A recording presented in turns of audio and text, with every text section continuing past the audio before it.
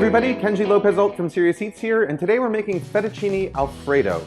Now, I always figured that Fettuccine Alfredo was about as authentically Italian as, say, a pizza burrito.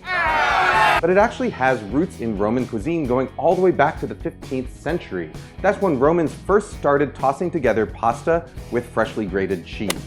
The modern version of the dish was invented by a Roman named Alfredo de Lelio, who first put it on the menu of his restaurant, Trattoria Alfredo, sometime around 1914. His version added extra butter to the dish, giving it a creamier texture, and it was this version that transformed into the goopy, heavy, all-you-can-eat restaurant staple that we know in the US today.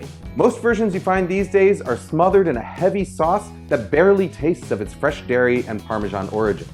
I prefer to make a lighter, cleaner version of the dish that hits all the right notes but doesn't weigh you down. Here's how we do it.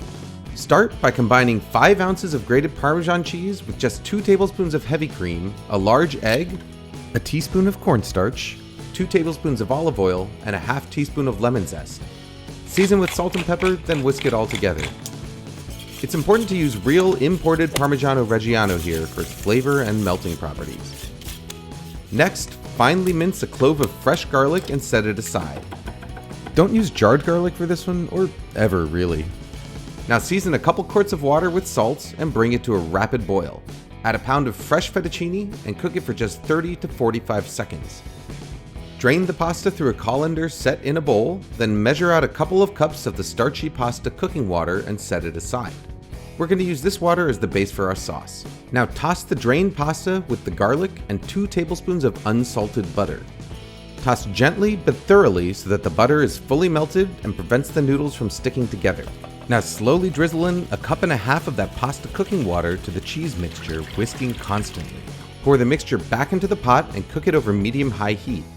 As it comes to a simmer, it should thicken significantly as starch swells up. The added cornstarch should also help the cheese melt smoothly without clumping. Return the buttered pasta to the pot and turn it to coat, then add a handful of fresh minced parsley and chives for flavor and the illusion of healthiness. You can use a little pasta water to thin the sauce to a creamy consistency just before serving. I'm also pretty sure that a little extra cheese never hurt anyone.